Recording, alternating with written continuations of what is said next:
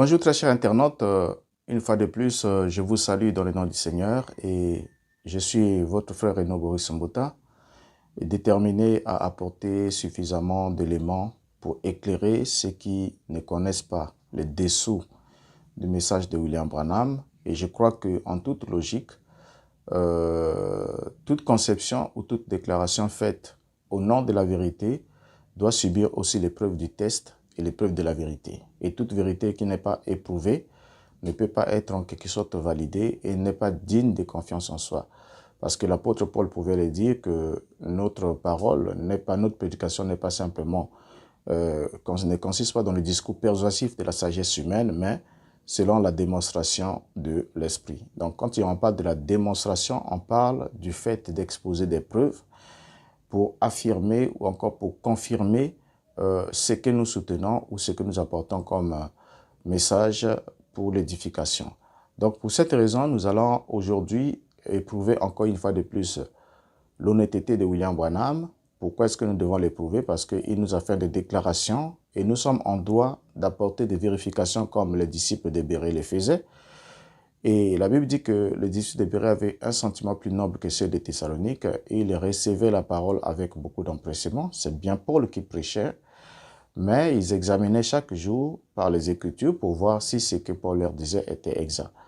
Et c'est la même chose que nous sommes tenus de faire puisque Paul dit éprouver les esprits, voyez, et il nous a dit encore éprouver toutes choses. Donc toute chose signifie exactement toute chose. Ce n'est pas parce que quelqu'un dit qu'il est venu au nom du Seigneur que nous sommes de prime abord obligés de lui accorder notre foi ou encore notre confiance de façon absolue, de façon aveugle, parce qu'il l'a dit.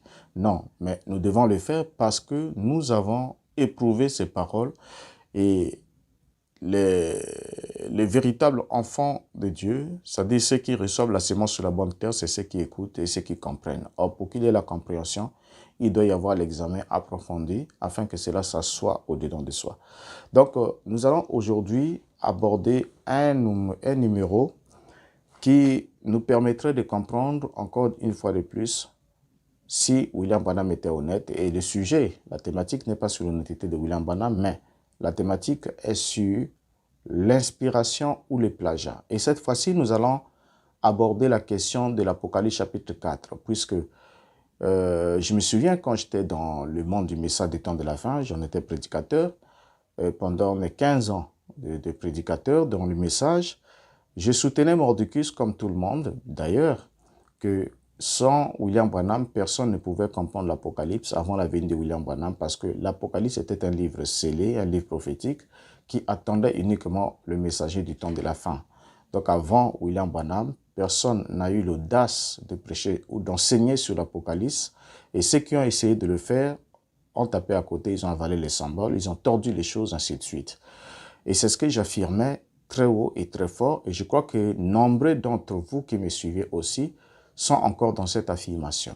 Maintenant, pour ce numéro-ci, nous allons ensemble avec vous confronter les propos de William Branham avec les propos des théologiens qui ont vécu avant William Branham et qui ont édité, travaillé, traité de cette question avant William Branham pour voir s'il y a eu inspiration ou s'il y a eu plagiat. Alors, pour commencer, j'aimerais vous donner une petite anecdote. C'est juste une petite histoire, comme nous contons quand nous étions enfants. C'était pour nous montrer, encore en quelque sorte, nous donner une certaine morale. Et la morale, c'est laquelle elle va se dégager à la fin. Il y avait une belle fille au village qui n'acceptait pas d'épouser quiconque. Et pour elle, dès qu'un monsieur se présentait devant elle pour l'épouser, elle regardait le monsieur et puis jetait son regard ailleurs en disant « il ne me plaît pas, il ne me convient pas ». Alors jusqu'à ce qu'il y ait plusieurs prétendants qui sont passés qui n'ont pas pu avoir le cœur de cette femme. Mais il y a eu, juste à un certain moment donné, il y en a un qui a compris que la femme regardait sur l'apparence, elle était attirée rien que sur l'apparence. Alors il s'est arrangé vraiment à venir et quand il est arrivé, c'était un monsieur qui était bien habillé, très très bien habillé, bien coiffé, qui avait tous les éléments nécessaires. Il avait une voiture, il avait ce qu'il fallait. Quand il s'est présenté, il a épousé la femme, a directement dit voilà, c'est l'homme que j'attendais. et elle a accepté de devenir l'épouse de cet homme.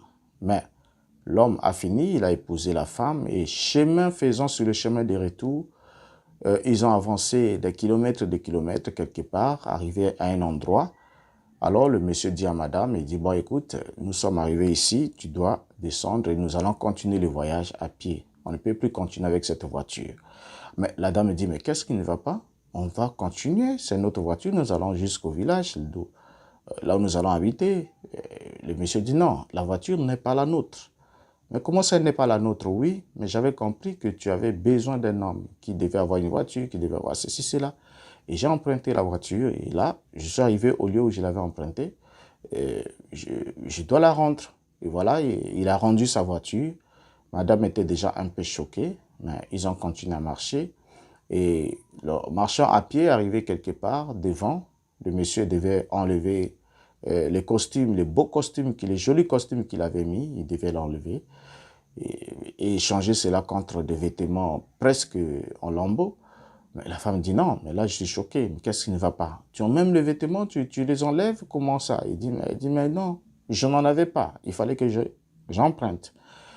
Alors c'était des vêtements d'emprunt et voilà, le monsieur s'est déshabillé, il a porté des vêtements presque en lambeaux qu'il avait et du coup sa véritable apparence apparaît. Donc la femme était choquée, elle était déçue, très déçue. Et là, imaginez la suite de l'histoire. Elle était pratiquement presque esclave puisque elle était déjà sous un choc incroyable. Là, ne parlons même pas de l'endroit où elle devait vivre avec son mari, le mari qu'elle avait apprécié du regard, mais ne sachant pas que tout ce que le mari avait sur lui était des emprunts. Donc, c'est pour vous montrer que vous pouvez aussi être croyant, tel que vous êtes, du message du temps de la fin, et vous pouvez vociférer très fort, parce que juste le monsieur est arrivé, il a emprunté beaucoup de choses, beaucoup de choses. Tout ce qu'il a eu comme enseignement, c'était des emprunts. C'est comme lui-même le disait, la robe d'occasion ou un message de seconde main.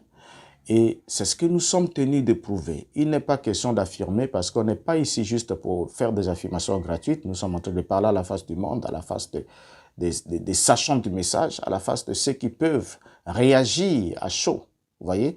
Donc, nous sommes tenus d'apporter des éléments vérifiables et concrets pour aider ceux qui n'ont pas encore vendu leur âme au diable à pouvoir réfléchir de soi peu afin de prendre de bonnes décisions pour ne pas être trompés tout le temps.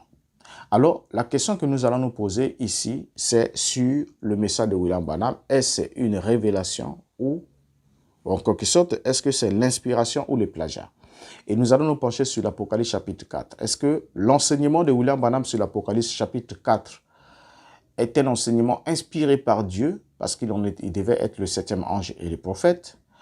Est-ce que c'est un enseignement inspiré par Dieu ou c'est un enseignement plagié dans les travaux des théologiens? La réponse, vous allez la voir, on va la voir ensemble avec vous dans cette vidéo. Tenons-nous-y et nous allons effectivement beaucoup lire, nous allons faire des lectures comparées afin que vous puissiez être édifiés. Alors, pour commencer, l'inspiration a une définition claire. L'inspiration est définie comme étant un souffle émanant d'un être surnaturel qui apporterait aux hommes des révélations. Donc, lorsqu'on parle de l'inspiration, on est en train de parler d'un souffle, et cet souffle a pour origine un être surnaturel, et que cela vient apporter aux hommes des révélations. En d'autres termes, lorsqu'on parle de révélations, vous le savez, c'est le fait d'ôter le voile, dans le fait de faire cesser le secret, dans le fait d'enlever ce qui cache ou de ce qui était en quelque sorte qui empêchait la bonne vue de la chose, afin que cela soit exposé au regard. Donc la révélation ou l'Apocalypse, c'est le livre qui ôte le voile pour permettre aux yeux de voir. Et voilà pourquoi nous avons démontré par un numéro précédent qu'il n'y a pas de mystère dans le livre de l'Apocalypse qui soit resté pour nos jours aujourd'hui. Parce que c'est un livre de révélation, ce n'est pas un livre de mystère. C'est un livre de révélation. En d'autres termes, tout ce qui était mystérieux là-dedans a été expliqué à Jean. Et ce qui est semblé rester mystérieux jusqu'à la date d'aujourd'hui, à votre compréhension, signifie simplement que cela ne vous a pas été destiné. Voyez? Et nous allons le comprendre au fur et à mesure que nous avançons, puisque nous allons publier avec un rythme régulier sur cette chaîne pour qu'on ait des dizaines et des dizaines, pourquoi pas des centaines de vidéos sur tous les points. Et nous ne nous arrêterons pas simplement à parler du message de William Branham, mais à un certain moment, nous reviendrons puisque la chaîne contient maintenant des vidéos mixtes et nous parlerons aussi de certains enseignements ou doctrines que nous trouvons dans la foi chrétienne pour comparer cela avec les enseignements qu'il y avait dans l'Église primitive et les enseignements qui devaient rester dans le fondement de la vérité qui ne devaient pas bouger. Alors, abordons notre question sur William Branham. L'inspiration, on l'a définie, c'est le souffle émanant d'un être surnaturel qui apporterait aux hommes la révélation. Donc, pour qu'il y ait révélation, il faut qu'il y ait l'inspiration. Et pour qu'il y ait l'inspiration, il faut qu'il y ait souffle. Et pour qu'il y ait souffle, il faut qu'il y ait un être surnaturel. En d'autres termes, il n'y a pas de révélation sans inspiration. Et il n'y a pas de révélation sans au préalable qu'il y ait eu un mystère ou quelque chose qui était difficile à comprendre ou qui était pratiquement inaccessible à la connaissance ou à l'intelligence humaine. Donc, avant la révélation, il y a le flou. Avant la révélation, il y a le secret. Avant la révélation, il y a l'obscurité. Avant la révélation, il y a l'ignorance absolue. Avant la révélation, il n'y a aucune compréhension. Donc, quand la révélation vient, c'est pour éclairer, c'est pour mettre fin au mystère, pour ôter ce qui cache. Alors, dans notre cas de figure ici, l'inspiration peut être définie comme étant une incitation, soit une impulsion d'origine divine ou surnaturelle, soit l'action de Dieu exercée sur la volonté et l'intelligence d'un auteur sacré lors de la rédaction des livres canoniques ou lors de la divulgation de leur message. Nous avons par exemple les écrits de la Bible qui ont les écrits, les prophéties, les paroles de la prophétie biblique qui sont des paroles inspirées par Dieu. Vous voyez, donc Dieu a soufflé. La Bible dit que ce n'est pas par la volonté d'homme qu'une prophétie ait jamais été apportée, mais c'est poussé par l'Esprit que les hommes ont parlé de la part de Dieu. Donc, ces hommes qui ont parlé de la part de Dieu ont été poussés. Donc, sous la pulsion de l'Esprit, ceux-ci ont pu parler de la part de Dieu. Alors, c'est enfin un état, donc en parlant toujours de l'inspiration est aussi un état mystique dans lequel le croyant reçoit de Dieu la révélation de ce qu'il doit penser, de ce qu'il doit dire et ou encore de ce qu'il doit faire.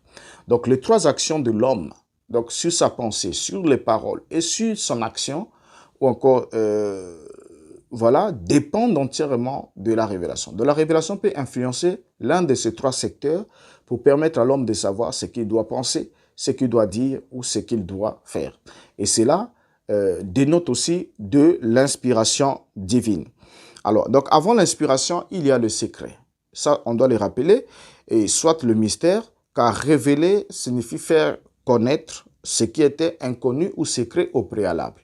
Vous voyez, donc avant la révélation, c'est le secret, c'est l'inconnu. Mais quand la révélation intervient, ce qui était secret et inconnu passe du champ du secret de l'inconnu pour atterrir dans le champ de la connaissance. Alors, donc la révélation vient donc par l'inspiration. Donc la révélation vient par l'inspiration et rien que par l'inspiration. La révélation ne vient pas par un autre procédé, donc par quoi que ce soit d'autre que par l'inspiration. Vous allez remarquer avec moi que lorsque Yeshua ou le Mashiach a posé la question à Pierre et aux disciples, qui dit-on que je suis, moi le Fils de l'homme? Chacun a donné une réponse de ce que disait la foule. Les gens disent que tu es un prophète, les autres disent que tu es Jérémie, les autres disent que tu es ceci, cela. Mais il leur a reposé la deuxième question, mais vous, qui dites-vous que je suis? Moi, le Fils de l'homme. Alors c'est là que Pierre va répondre, tu es le Christ, le Fils de Dieu vivant. Et la réponse de Pierre, le Christ dit, ce n'est pas la chair et le sang qui t'ont révélé cela, mais c'est mon Père qui est dans le ciel. Vous allez comprendre que Pierre n'est pas entré en contact avec un matériel didactique quelconque, il n'est pas rentré en contact avec un document de lecture, il n'est pas rentré en contact avec quelconque livre, mais il a directement parlé sous la pulsion de l'Esprit qui venait du Père, qui venait lui révéler l'identité du Messie. Donc, c'est très important, c'est des éléments très importants. Donc, on comprend que la révélation vient donc par inspiration. Donc, s'il n'y a pas d'inspiration, il n'y a pas de révélation. Et s'il y a révélation, il doit y avoir inspiration. Et pour cela, nous allons commencer par définir le plagiat tel que nous définit le Wikipédia. On nous dit ce qui suit. Voilà, nous affichons la définition et la source qui est là. Lisons ensemble.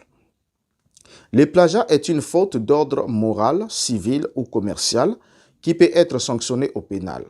Elle consiste à copier un auteur ou accaparer l'œuvre d'un créateur dans le domaine des arts sans le citer ou le dire, ainsi qu'à fortement s'inspirer d'un modèle que l'on nommait délibérément ou par négligence de désigner. Il est souvent assimilé à un vol immatériel. Certains opèrent une distinction entre le plagiat, emprunt grossier et le démarquage, où le texte subit des modifications variées pour brouiller les pistes. Donc, déjà là, nous avons la définition qui est là devant nous. Voilà, c'est la définition du plagiat. Parce que certains pourront dire, mais en quoi est-ce que le plagiat est-il un problème? Donc voilà, le plagiat est assimilé à un vol. Donc c'est un délit. Un délit, c'est une faute d'ordre moral, civil ou commercial qui peut être sanctionnée au pénal. Voyez? Et qui consiste à copier ou à s'accaparer, donc tel qu'on vient de le lire. Donc en un seul mot, il est souvent assimilé à un vol immatériel. C'est le vol. Or, dans la Bible, il est écrit, Adonai dit, j'en vais aux prophètes qui se dérobent mes paroles les uns les autres. Donc quand Adonai donne les paroles à un prophète, lorsque ce prophète, un autre prophète vient pour vouloir exprimer les mêmes paroles qu'Adonai a données à un prophète qui les précède, souvent, il les cite. Il les cite souvent. Et vous allez trouver ce langage-là dans la bouche même du Messie, et tel qu'il a été annoncé le prophète par la bouche des prophètes. Vous allez trouver ça dans la bouche de Matthieu, vous allez trouver ça dans la bouche de Paul, vous allez trouver ça, cette expression, dans plusieurs bouches. Donc, pour montrer que je ne suis pas la source de cette connaissance, mais cette source, je la tire ailleurs. C'est ce qu'il faisait d'autant.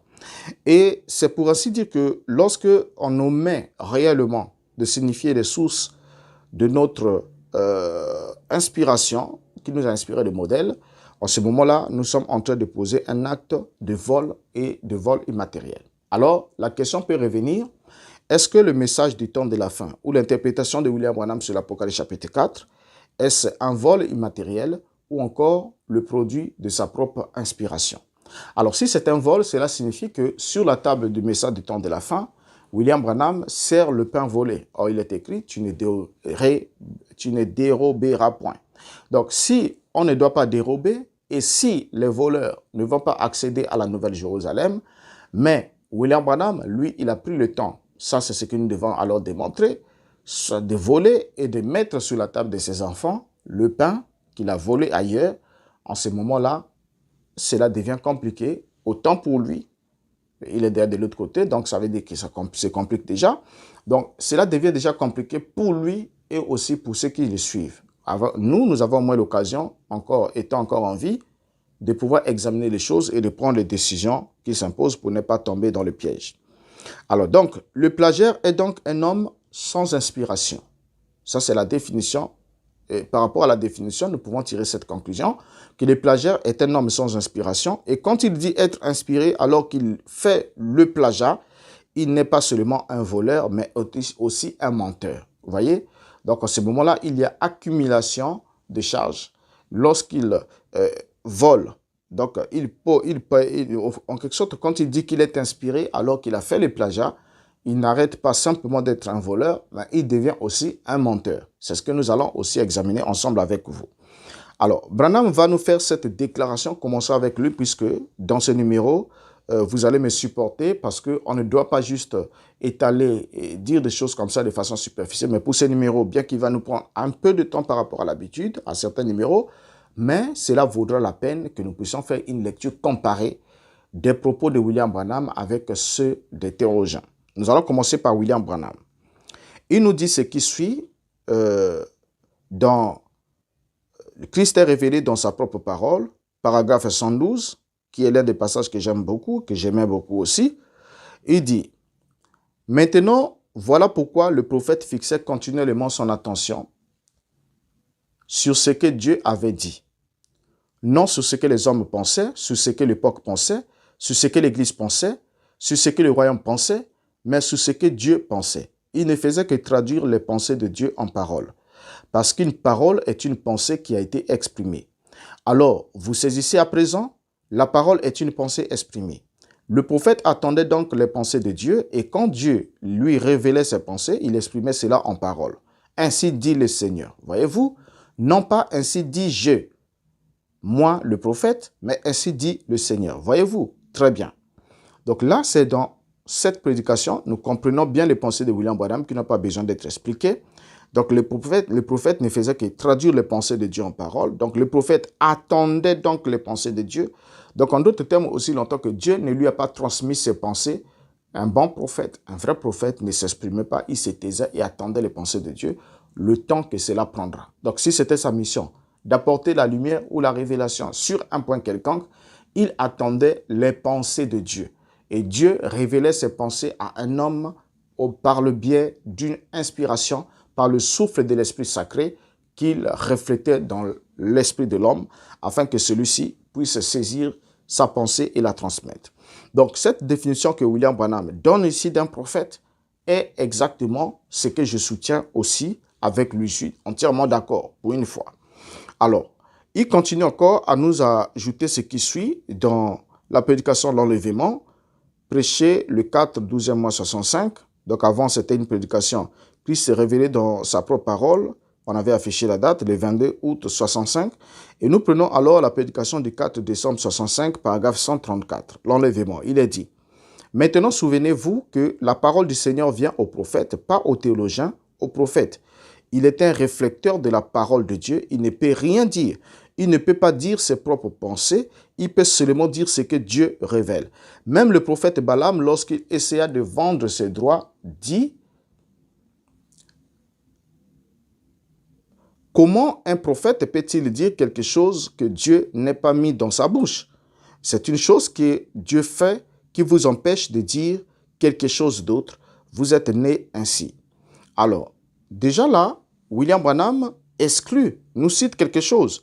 Il nous dit que la parole du Seigneur vient au prophète, pas au théologien, mais au prophète. Donc, on retient déjà ce point-là qui est important. La parole du Seigneur vient au prophète, mais pas au théologien. Donc, il est tout à fait normal qu'un prophète s'inspire d'un autre prophète, ok, selon cette définition que William Branham donne.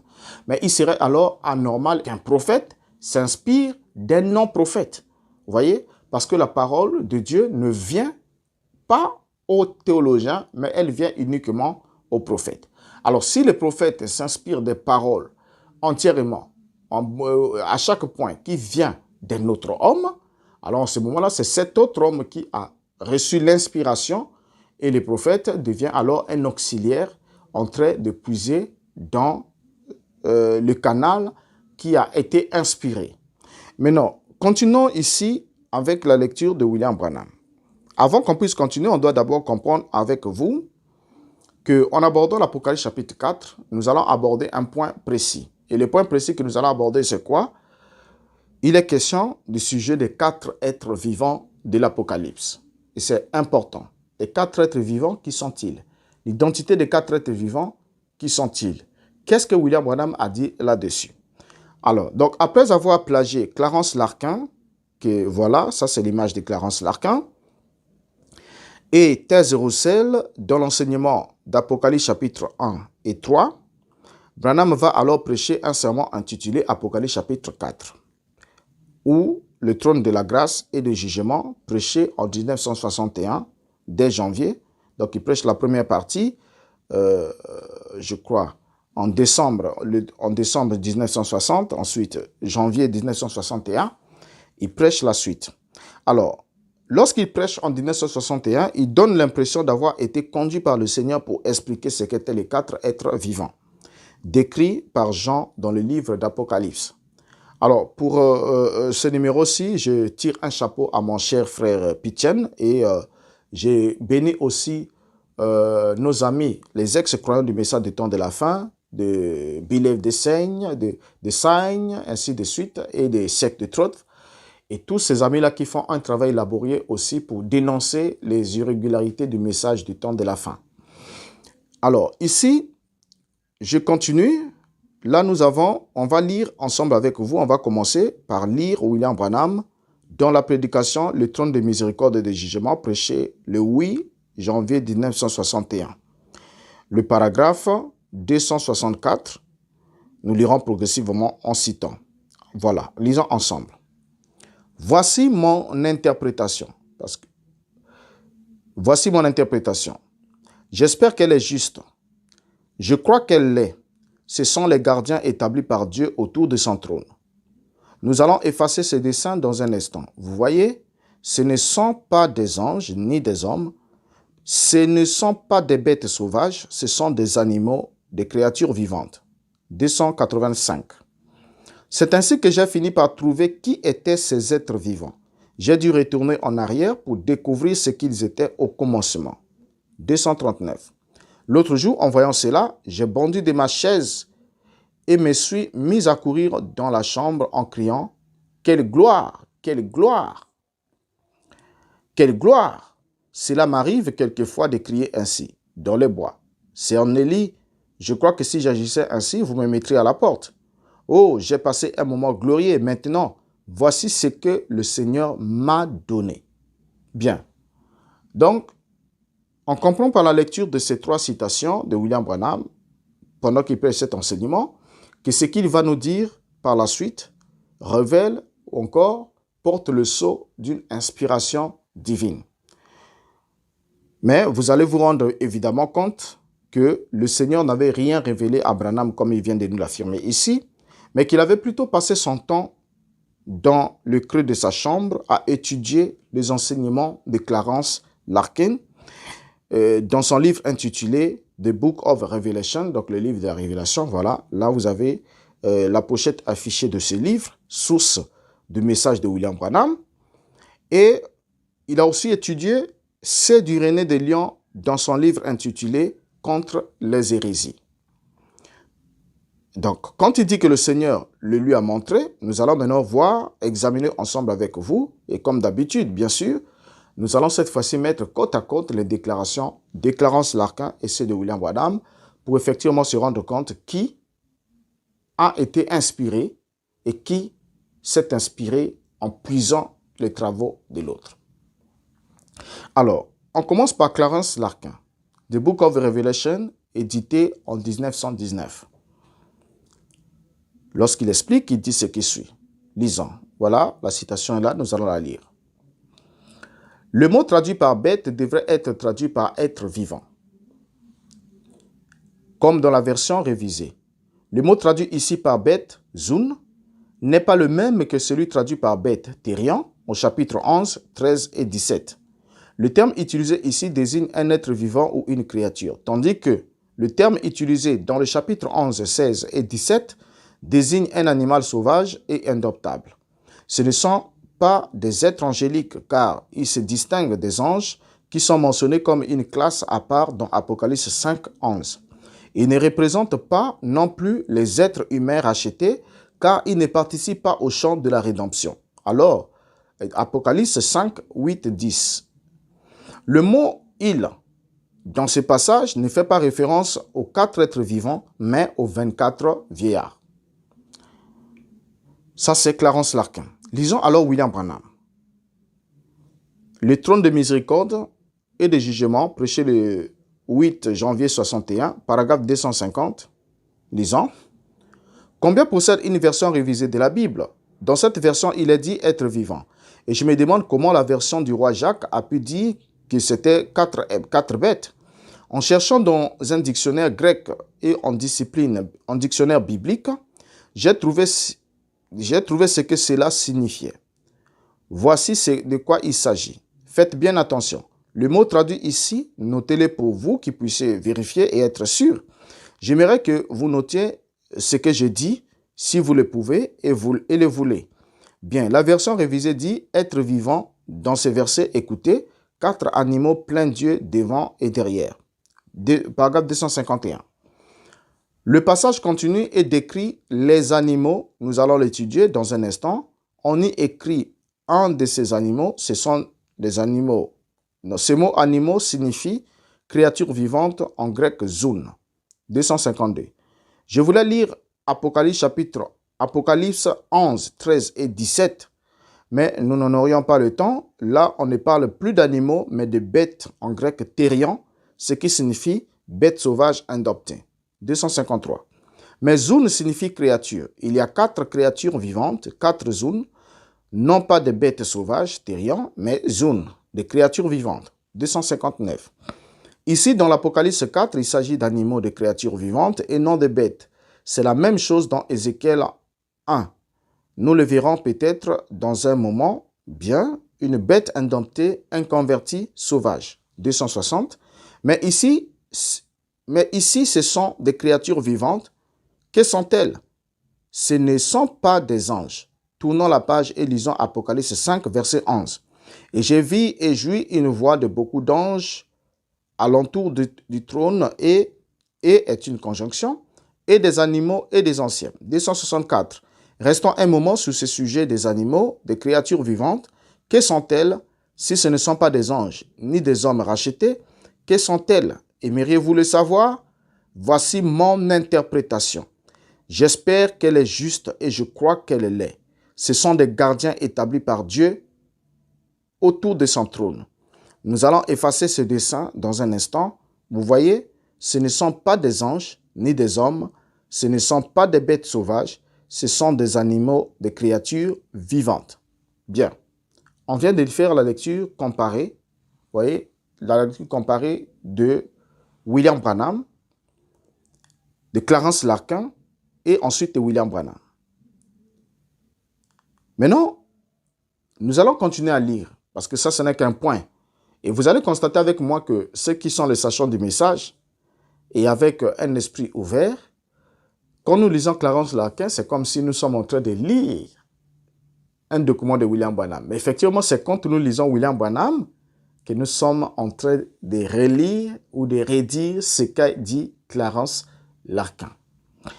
Nous allons continuer avec vous à lire, n'est-ce pas? On va continuer à lire puisque nous lirons beaucoup. C'est ça qui nous prend un peu du temps dans ce numéro, parce que nous devons faire des lectures comparées pour qu'on dégage exactement s'il s'agit d'une inspiration ou d'un plagiat. Reprenons encore avec Clarence Larkin. Clarence Larkin, The Book of Revelation, toujours édité en 1919, il continue de dire ce qui suit. Les 4 êtres vivants ne font pas partie de la même classe que les 24 vieillards, car ils n'ont pas de trône, de couronne, de harpe ou de coupe d'or. Ils sont les gardiens du trône de Dieu et l'accompagnent partout où ils passent. Ézéchiel 1, 24, 28. Ils sont au nombre de 4, ce qui correspond au nombre de la terre, et ont donc quelque chose à voir avec la terre. C'est-à-dire qu'ils s'intéressent à la régénèse de la terre, à son ancienne gloire avant la chute. Ils ont des yeux devant et derrière et à l'intérieur, qui révèlent leur intelligence et leur perspicacité spirituelle des choses passées, présentes et futures, et ils sont inlassables à leur service, Saint, Saint, Saint, Seigneur Dieu Tout-Puissant, qui était, est et qui vient. Lisons William Branham, toujours dans le trône de miséricorde et de jugement, prêché le 8 janvier 61, 265. Ici, c'est le trône de Dieu, et ceux-ci sont ses gardiens. Lisons un peu cela et nous découvrirons dans quelques instants, vous voyez, ce sont des anges de Dieu, ou plutôt les gardiens que Dieu a établis sur son trône. Revenons un instant dans Ézéchiel 1 et commençons par le verset 12 à 17. Chacun marchait droit devant soi. Paragraphe 272. Souvenez-vous de ces gardes de Dieu qui gardent l'arche, le trône de la grâce. Souvenez-vous-en. Combien Ézéchiel en a-t-il vu? 4. Et Jean, lui, combien en a-t-il vu? Il en a aussi vu 4. 4 animaux, 4 créatures vivantes. Vous voyez, les deux ont eu la même vision. 273. 4 est le nombre de la terre. Le saviez-vous? Combien savent, avant que nous n'ayons étudié, que 4 est un nombre terrestre? C'est sûr. Par exemple, les 4 Hébreux, c'est un nombre de la terre, un nombre de délivrance, Gardez cela à l'esprit parce que je vais mettre fortement l'accent là-dessus dans un instant. La délivrance, il y avait 3 Hébreux dans la fournaise ardente, mais quand le 4e est venu, c'est fit la délivrance. Lazare est resté 3 jours dans le tombeau, mais quand le 4e jour, il a été délivré. 4 est le nombre de Dieu en rapport avec la délivrance. Cela montre que ces créatures ont un certain rapport avec la terre. 278. Cela révèle leur intelligence et montre qu'ils connaissent les choses. Ils connaissent le futur, le présent et le passé et tout ce qui concerne tout cela. 279. Ils étaient infatigables et ils ne se fatiguaient jamais. Ils n'avaient aucun point commun avec l'homme parce que lui se fatigue. Ils étaient infatigables et chantaient jour et nuit tout au long de chaque âge. Saint, Saint, Saint, Saint, Saint, Saint, Saint, Saint, Saint est le Seigneur Dieu Tout-Puissant, Saint, Saint, Saint. Là, nous avons compris. On n'a pas besoin de commentaires, c'est du no-comment. William Branham vient exactement de redire ce qu'a dit Clarence Larkin. Continuons à lire Clarence Larkin. Clarence Larkin déclare: Ézéchiel les écrits les décrit comme ayant la ressemblance d'un homme avec 4 faces, 4 ailes et des pieds, comme un pied de veau et des mains comme les mains d'un homme, sous leurs ailes, sur leurs 4 côtés. Leurs 4 visages étaient différents. La face avant était celle d'un homme, la face droite était celle d'un lion, la face gauche était celle d'un veau et la face arrière était celle d'un aigle. Et tout leur corps, dos, mains et ailes étaient pleins d'yeux tout autour. Ézéchiel 10, 12. Dans la vision de Jean sur les chérubins ou créatures vivantes, ils sont décrits comme des animaux, le premier ressemblant à un lion, le second à un veau ou à un jeune taureau, le troisième avait le visage d'un homme et le 4e était comme un aigle qui vole. Les créatures vivantes de Jean avaient 6 ailes, tandis que les chérubins d'Ézéchiel n'en avaient que 4. Dans la vision d'Ézéchiel, les chérubins ou créatures vivantes étaient accompagnés du Saint-Esprit, Ézéchiel 12, et voyageaient sur des roues, ce qui montre qu'ils faisaient une tournée ou une mission à laquelle assistait le Seigneur assis sur son trône, Ézéchiel 1, 25 à 28. Mais les rouages sont absents dans la vision de Jean, car la scène est au ciel, la demeure permanente de Dieu. William Branham, le trône de miséricorde. Paragraphe 271. Qu'est-ce que signifie ce symbole, frère Branham? Qu'est-ce que c'est? Il signifie que ces gardiens étaient l'arche de Dieu. Ils étaient en voyage roulant sur des roues quand Ézéchiel les vit. Mais quand Jean les vit, ils étaient déjà parvenus à leur place dans les cieux. L'arche de Dieu était sur la terre, roulant sur des roues qui la conduisaient de lieu en lieu, ce qui veut dire qu'elle était en voyage, elle était conduite à travers le désert jusque dans le temple, et ainsi de suite, mais maintenant elle a été reçue en haut parce que les âges de l'Église sont terminés. L'arche a été reçue en haut dans la gloire. Vous voyez, maintenant elle est stationnaire, elle est dans le ciel et il y a tous ces anges et toute autre chose autour d'elle. Nous retrouvons plus tard ces personnages qui jettent leur couronne et tombent sur leur face devant le Seigneur et lui rendent gloire. Vous voyez, c'était les gardiens du temple de l'arche. No comment. Reprenons Clarence Larkin. La première fois que ces créatures vivantes sont mentionnées dans la Bible, c'est dans Genèse 3, 24, où elles s'appellent chérubins, mais ne sont pas décrites. Ils ont été placés à l'entrée du jardin d'Éden pour empêcher l'entrée d'Adam et Ève et pour conserver le chemin de l'arbre de vie. Il semblerait qu'à leur lieu de travail se trouve un tabernacle, un lieu de culte où Caïn et Abel ont eu recours pour faire leurs offrandes et que c'est de là que Caïn est sorti de la présence du Seigneur. Genèse 4, 16. William Branham dans le trône de miséricorde. Paragraphe 285. La première fois que ces gardiens sont mentionnés, c'est dans la Genèse. 286. Prenons un instant Genèse 3, 24. Aimez-vous cela? Bien, commençons au verset 22. J'aime vraiment cela. C'est quelque chose, je vais simplement introduire ici un petit supplément, mais il se peut que cela vous fasse beaucoup de bien un jour. L'Éternel Dieu dit, voici l'homme est devenu comme l'un de nous. 289. Ces chérubins mentionnés ici, pour la première fois, étaient placés à la porte orientale du jardin, allant dans les 4 directions. J'aurais dessiné cela un peu différemment. Je n'arrive pas à le faire cadrer correctement avec la disposition de Dieu de ces choses. J'aimerais que vous compreniez bien ce que je vais dire. Voici le jardin d'Éden et voici la porte, elle est grande ouverte. Et à cette porte, il y avait les chérubins. Rappelez-vous qu'il n'est pas dit un chérubin, mais des chérubins. Les chérubins étaient placés là pour garder quoi? L'arbre de vie. Ils devraient garder le chemin qui mène à l'arbre de vie. Qui est le chemin? Jésus. D'où est-il reflété ici? Ici, il y a le lieu saint. Là, il y a le chérubin. 292. C'est un autel. Et je voulais vous montrer de manière que vous en soyez bien certains, cela a dû être un autel dans le jardin d'Éden. Je vais vous dire pourquoi. Vous rappelez-vous que Caïn et Abel sont montés tous les deux pour adorer. Cela nous montre que l'autel de Dieu avait été déplacé et mis à l'entrée du jardin d'Éden. Et le seul moyen de retourner en Éden est par l'autel. Nous voilà de retour au même point. Le retour en Éden, c'est fait par l'autel. Les chérubins devraient garder le chemin de l'autel afin que l'on ne puisse y retourner avant qu'il y ait été couvert par le sang. 299. Il y a encore une autre preuve. Examinez ce que dit la Bible. Je devrais vous faire lire ces passages, mais vous les trouverez dans la Genèse. Vous voyez, Caïn s'est éloigné de la présence de l'Éternel, de la porte du jardin. Donc la présence du Seigneur devrait être à l'autel et l'autel à la porte. Gloire à Dieu. Bien, Dieu demeure auprès de son autel. Ainsi, Caïn s'est éloigné de la présence du Seigneur, de ces lieux. Vous voyez, vous voulez la référence? C'est Genèse 4, 16. Si vous voulez les noter, avez-vous noté cela? Bien, c'est encore du no comment. Continuez encore à lire. Toujours Clarence Larkin dans The Book of Revelation, parce que c'est lui toujours qui commence, et Branham suit. Lisons Clarence Larkin.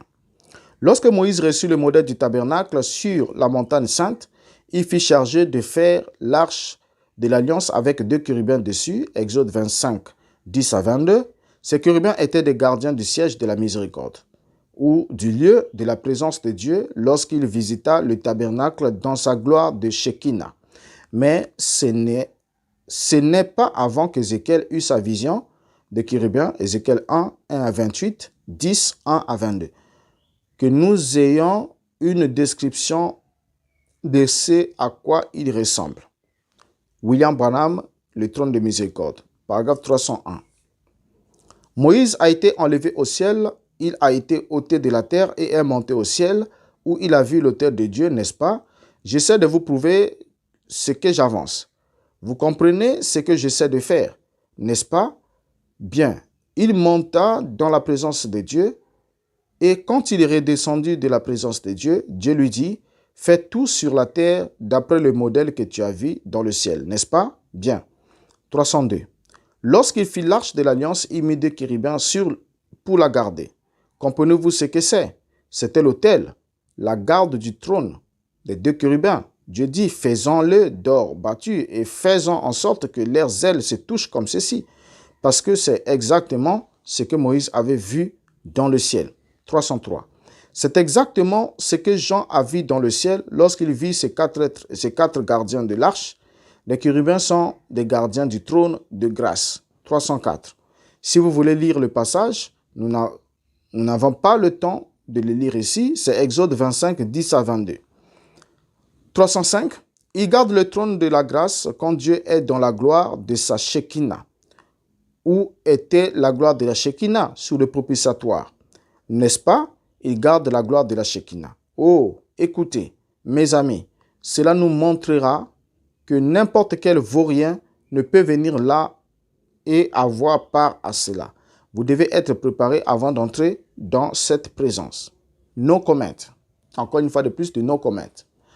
Et nous reprenons encore, on continue à lire Clarence Larkin, The Book of Revelation. Dans le campement et l'ordre de marche d'Israël dans le désert, il y avait un lien fixe entre les 12 tribus et le tabernacle. Dans le camp, le tabernacle se reposait au milieu. Le camp de Juda composé de 3 tribus, reposait à l'est, avec son étendard portant la figure d'un lion. Le camp d'Éphraïm, composé de 3 tribus, reposait à l'ouest, son étendard portait la figure d'un veau. Le camp de Ruben, composé de 3 tribus, reposait au sud, avec son étendard portant le chiffre d'un homme. Le camp de Dan, composé de 3 tribus, reposait au nord, avec son étendard portait la figure d'un aigle. Ainsi, le tabernacle au centre du camp, le lieu de la présence de Dieu, était entouré et protégé par des hommes qui portaient des figures des créatures vivantes, d'Ézéchiel et des gens. Lisons alors William Branham. Le trône de miséricorde, 311. Je voudrais que vous remarquiez comme c'est beau. Oh, j'avais sauté certaines de ces choses pour en arriver à ceci. Prenez vos crayons, car voici ce que je voudrais vraiment que vous dessiniez. Il vaudrait peut-être mieux que je les fasse plus petits. Voici Israël pendant leur voyage, pendant qu'ils campaient. Voici bien, faites bien attention. Voici leur camp. 1, 2, 3, 1, 2, 3, 1, 2, 3, 1, 2, 3. C'est ainsi qu'ils campaient autour du trône de la grâce. Vous savez tout cela. Vous l'avez vu dans l'Ancien Testament. 317. Maintenant, regardez ceci. Du côté est à l'Orient, quelle sorte de face a-t-il vu? L'avez-vous remarqué? C'était un lion. C'était cela, la bannière. C'était la bannière, l'étendard de Juda. Et Jésus est sorti de la tribu de Juda. Il est le lion de la tribu de Juda. C'est vrai. 320. Tous ceux qui ont lu la Bible savent que Dan était un aigle. C'est vrai, il était un aigle. Lisez la Bible, c'est un aigle. 321. Pour Ruben, c'était l'homme. Il était l'aîné, le plus mauvais de tous. Jacob ne le dit-il pas dans Genèse 49? 322. Donc celui-ci, Dan, était un aigle. Et celui-ci, Ruben, c'était la face de l'homme. Éphraïm est le bœuf. Voyez-vous le tableau maintenant? C'est ainsi qu'il campait selon la Bible. 323. Remarquez que Dan est le chef des 3 tribus. Juda est le chef des 3 tribus. Ruben est le chef des 3 tribus. Et Éphraïm est le chef des 3 tribus. 4 fois 3 font 12. Les 12 tribus d'Israël. Chacune a sa bannière. L'emblème de Juda est le lion. L'emblème de Ruben, l'homme. Celui d'Éphraïm, le bœuf. Et celui de Dan, l'aigle. Encore du nom commun. Clarence Larkin toujours. La différence entre les créatures vivantes d'Ézéchiel et les créatures vivantes de Jean ne peut s'expliquer que si l'on suppose qu'il existe différents ordres de créatures vivantes ou de chérubins, chacun étant adapté au service pour lequel il est créé. Dans la vision d'Ésaïe, dans le temple du Seigneur assis sur son trône, il a vu un ordre céleste d'êtres qu'il a appelé des séraphins. Ils avaient 6 ailes, comme celle de Jean, créature vivante, et s'écria, Saint, Saint, Saint, est le Seigneur des armées, toute la terre est pleine de sa gloire. Ésaïe 6, 1 à 4. Mais ils se sont tenus au-dessus du trône, tandis que les chérubins d'Ézéchiel soutenaient le trône, et les créatures vivantes de Jean, le trône. Lisons William Branham, le trône de miséricorde, 282. Voyons Ésaïe chapitre 6, ces jeunes prophète s'était reposé sur les bras d'un bon roi et celui-ci lui avait donné toutes sortes de beaux vêtements. Il était prophète et vivait à la cour du roi. Mais un jour, le roi mourut et le prophète dut se débrouiller tout seul. Alors il se rendit au temple pour prier. Ce brave vieux roi était un saint homme. Le prophète sortit pour voir comment le peuple vivait et c'est pourquoi il s'est rendu au temple. Écoutez ceci maintenant. L'année de la mort du roi Osias, j'ai vu le Seigneur assis sur son trône, très élevé, et les pans de sa robe remplissaient le temple. Gloire à Dieu! Qu'est-ce que les pans de sa robe? Ce sont les anges, les êtres vivants, sa suite qui le suivait. Les pans de sa robe, qu'est-ce qui est derrière le pan de sa robe remplissait le temple? Des séraphins se tenaient au-dessus de lui. Ils avaient chacun 6 ailes, dont deux dont il se couvrait la face, 2 dont il se couvrait les pieds et 2 dont il se servait pour voler. Ils criaient l'un à l'autre, disaient, Saint, Saint, Saint est l'Éternel des armées, toute la terre est pleine de sa gloire. Les portes furent ébranlées dans leurs fondements par la voix qui retentissait et la maison s'y remplit de fumée. 284. Cela montre que tous ces hommes ont eu la même vision. Saint, Saint, Saint. Ces êtres vivants sont infatigables jour et nuit et crient Saint, Saint, Saint est l'Éternel. Alors, là, on a fini avec la comparaison Clarence Larkin et William Branham.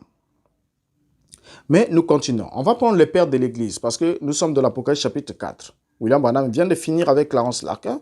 Il va maintenant prendre une autre piste. Maintenant, lisons les pères de l'Église pour prendre voir un autre élément, ce qu'ils ont dit sur un autre élément. Et nous allons voir ce que dit aussi William Branham sur ce même élément. Les pères de l'Église, Irénée, évêque de Lyon. Là, j'affiche tous les textes qui est là. Voilà. Irénée, évêque de Lyon au IIe siècle, 180.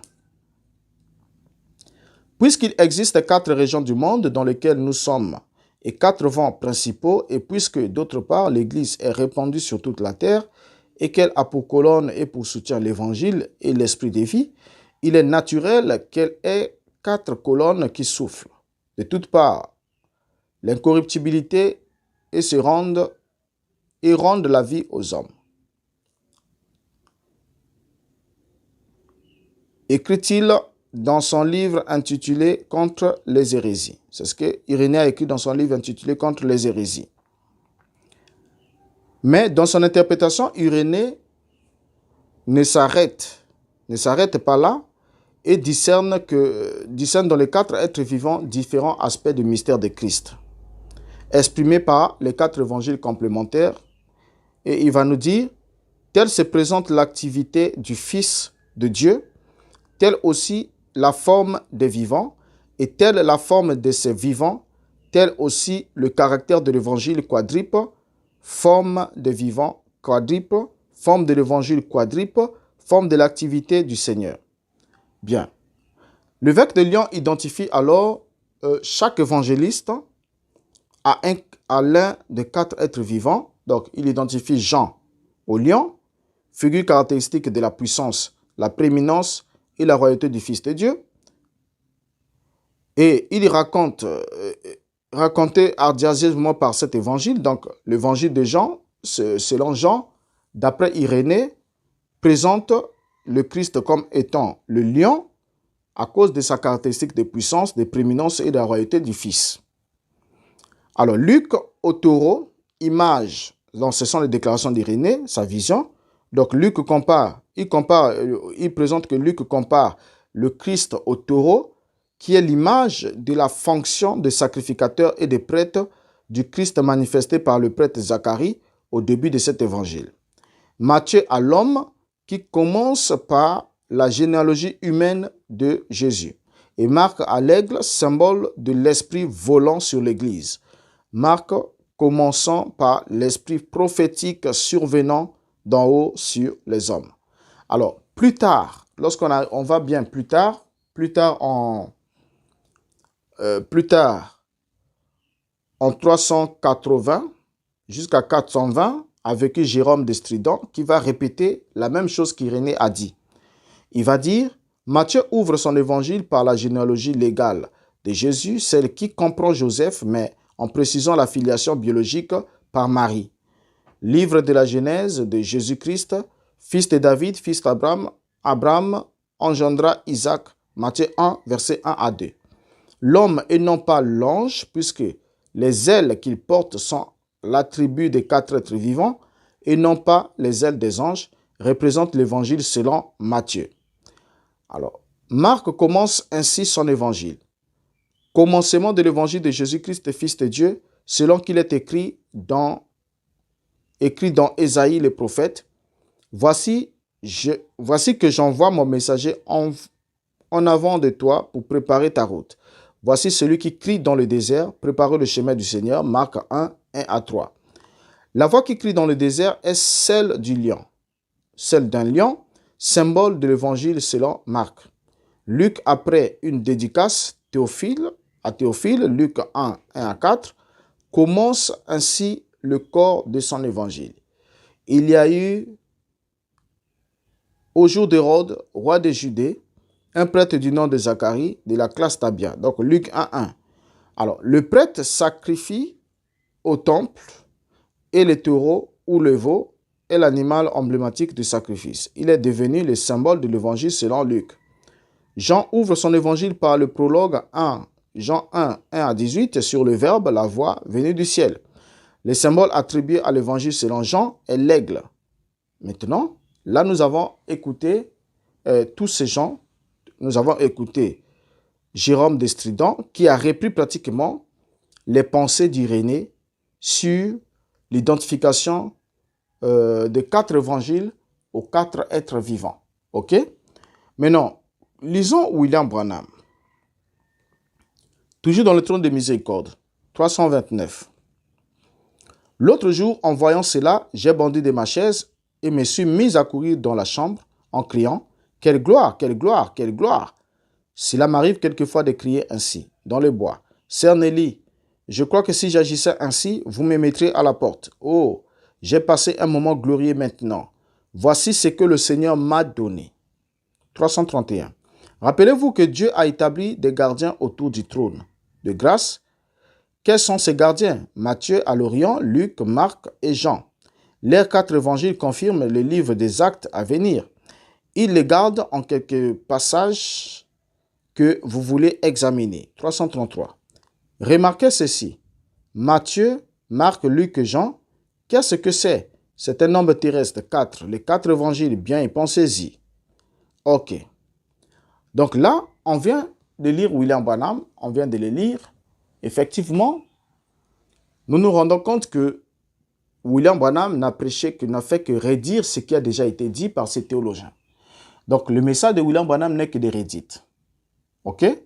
Ça, à moins que nous soyons totalement, au fait, plus aveugles, et non seulement aveugles, mais en même temps sourds. Parce que quand on est aveugle et sourd, ça devient très compliqué à la fois. Alors, ici, on vient bien de lire, on fait de la lecture comparée. Donc, on a lu d'abord ceux qui ont précédé les prédécesseurs de William Branham, dans les travaux desquels il s'inspirait. Et ensuite, nous avons lu William Branham, nous trouvons qu'il ne nous dit rien de nouveau qui n'ait pas été dit auparavant. Donc là, on vient de résumer pratiquement l'Apocalypse chapitre 4 qu'il a prêché et on se rend compte que chacune des déclarations de William Branham est ce qui a déjà été porté à la connaissance d'un public des siècles auparavant et qui a été même porté à la connaissance du public et écrit dans un livre quelques années même avant son entrée en ministère. Donc ici, on comprend alors ensemble avec vous que William Branham n'a pas prêché par inspiration cette prédication d'Apocalypse chapitre 4. Tout ce qu'il a dit, c'était du plagiat. Il a pris plus chez Clarence Larkin, ensuite un peu chez Irénée de Lyon, ok, et ensuite chez Jérôme de Stridon. Alors, maintenant ici, on va se poser une question ensemble avec vous. Pourquoi William Branham lisait-il les théologiens et s'inspirait-il des travaux des théologiens? Pourquoi? Parce que soyons honnêtes. Pourquoi lisait-il des théologiens? Il est le messager du temps de la fin. Tous les mystères de la Bible attendaient qu'il vienne. Tout était fermé. Personne n'avait connaissance de quoi que ce soit depuis que la Bible a été scellée, écrite et scellée. Mais pourquoi est-ce que William Branham s'inspirait-il des travaux des théologiens? Alors qu'il est le premier à nous affirmer ce qui suit. Dans la prédication, les événements modernes rendus clairs par la prophétie, prêché le 6 décembre 1965, paragraphe 68, il dit, dans Hébreux 1:1, Dieu autrefois a écrit la Bible par le moyen qu'il avait lui-même choisi. Il ne l'a jamais écrite par des théologiens et il ne l'interprète pas non plus par des théologiens. Jamais il n'y a eu un temps où les théologiens aient eu une interprétation de la parole de Dieu. Il continue à dire, dans Christ est le mystère de Dieu révélé, prêché le 28 juillet 1963, paragraphe 296. Ainsi donc, il n'y a pas d'école, pas de théologien, ni d'enseignement de la Bible dans n'importe lesquelles écoles qui connaissaient quelque chose à ce sujet. Ils ne peuvent rien connaître à ce sujet. Il est impossible de connaître quoi que ce soit à ce sujet. Dieu a caché aux véritables docteurs, élus et toutes les autres le sens pour pouvoir reconnaître cela. 301. aveugle conducteur d'aveugle. Remarquez, Dieu seul tient cette clé. Aucun théologien ne peut vous le dire. Ce n'est pas connu. Cela leur est caché. Ils n'en savent rien. 303. Dieu se fait connaître dans la simplicité de la révélation de Jésus-Christ à la personne la plus illettrée. Voyez-vous, pas votre théologie. C'est la révélation de Jésus-Christ sur le roc. Je bâtirai mon église. Aucun autre rocher n'est accepté. Rien d'autre n'est accepté. Pas un autre rocher romain, pas un autre rocher protestant, pas d'autre école, ni rien d'autre, mais exactement sur la révélation de Jésus-Christ à travers la nouvelle naissance. 327. Mais le théologien dira, attendez maintenant juste une minute, je vais voir si un tel, si le pasteur Moody a dit ou. Voilà. Ça, c'est toujours William Branham. Et nous allons terminer, on va terminer en lisant ensemble avec lui, avec vous, les citations suivantes de William Branham, toujours son rapport avec la théologie, avec les théologiens. Donc, il vient nous dire plus haut que jamais Dieu n'a écrit sa parole par les théologiens et jamais non plus il donne l'interprétation de sa parole aux théologiens. Mais William Branham s'est inspiré en lisant les théologiens et en lisant notamment le plus souvent Clarence Larkin, dans les travaux duquel il a puisé près de 90% ou 80 à 90% de tous les sermons que William Branham a prêchés sous le label de la révélation de l'inspiration, alors que cela n'était que du pur plagiat qui est un vol immatériel. Alors, continuons à lire ce qu'il affirme quand même contre les théologiens pour barrer la route à ceux qui le suivaient, afin que ceux-ci n'aillent pas fouiner ailleurs et découvrir ces sources de référence. Parce que le problème avec William Branham, c'était ça. Il fallait fustiger les théologiens pour que lui seul soit le seul à accéder à leurs travaux, afin que ses enfants ou ses suiveurs qu'il a eu à entraîner ne puissent pas découvrir le peau heureuse. Ce qui fait qu'aujourd'hui, lorsque vous parlez à un croyant du message de temps de la fin, vous lui présentez même un document quelconque d'un théologien, des travaux d'un théologien, il vous dira non, il ne peut pas lire les travaux d'un théologien. Ça, c'est le théologien. Le prédicateur, là, il est trop intelligent, il est théologien.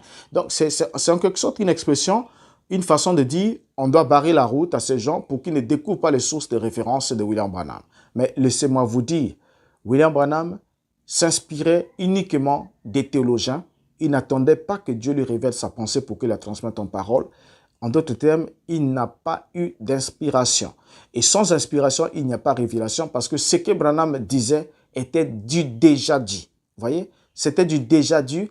Et ce qu'il apportait à la connaissance de son petit public, c'était du déjà connu, existant dans les livres, existant dans la connaissance des gens et qui avait encore une interprétation, encore quelque soit plus clarifiée que ce que William Branham essayait d'apporter de façon quelquefois confuse en faisant un syncrétisme des travaux théologiques. Alors, maintenant ici, j'aimerais qu'on lise encore William Branham. Dans Dieu se cachant lui-même dans la simplicité, prêché le 12 avril 1963, paragraphe 179. Lisons-le. Mais les théologiens s'étaient représentés tout cela à leur manière et ils l'ont manqué à des centaines de kilomètres.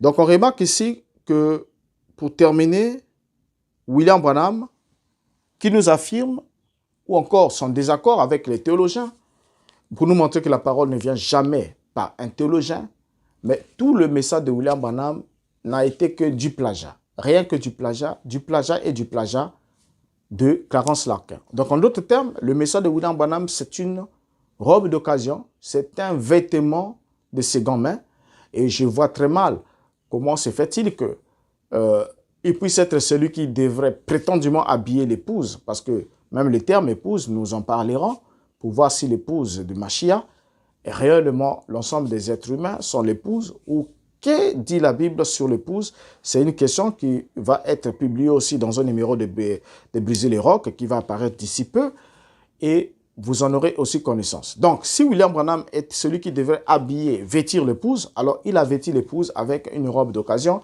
avec une robe de seconde main, avec des friperies.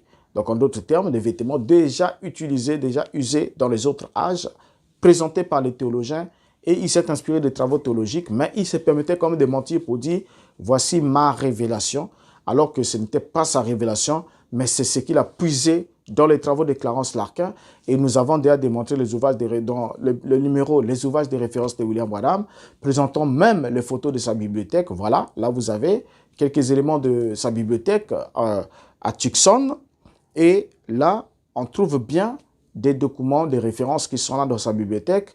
Et il y a bien les documents de Clarence Larkin, de Thèse de Roussel, et beaucoup d'autres livres que William Branham lisait pour s'inspirer afin de venir dire « Le Seigneur m'a dit, le Seigneur m'a révélé », alors que ce n'était que le produit de ses propres lectures sans être guidé, et sans guide bien sûr, parce que l'eunuque éthiopien avait dit à Philippe, poser la question, il dit, voilà, est-ce que le prophète parle-t-il de lui-même ou bien de quelqu'un d'autre? Alors, vous voyez, donc, il lisait le livre d'Ésaïe et lorsque Philippe lui pose la question, comprends-tu ce que tu lis? Il a dit, comment pourrais-je comprendre si personne ne me guide? Donc, la compréhension ne vient pas par une simple lecture, mais il faut être guidé par quelqu'un. Ce qui a manqué à William Branham, c'est ça. Il s'est inspiré uniquement en lisant les livres des travaux des théologiens, tout en même temps de venir nous dire que Dieu n'a jamais écrit sa parole par les théologiens et il ne l'a jamais interprété par les théologiens et c'est le théologien qui a embrouillé la parole, mais alors que William Branham puisait uniquement dans leurs travaux, en d'autres termes, il embrouillait aussi lui aussi la parole. Alors, je vous dis au revoir par ce numéro-ci, dans ce numéro, et vous donne rendez-vous pour un autre numéro, toujours sur la même chaîne. Et restez scotchés. Si vous avez aimé la vidéo, cliquez sur like. Et ne manquez pas de partager. Nous attendons aussi vos suggestions, vos remarques, sans oublier aussi votre soutien. Si cela vous a touché et que le Seigneur voudrait vous donner aussi la possibilité de nous accompagner dans ce travail, nous vous attendons, vous serez toujours les bienvenus. Alors je vous dis au revoir et vous donne rendez-vous pour un prochain numéro. Merci.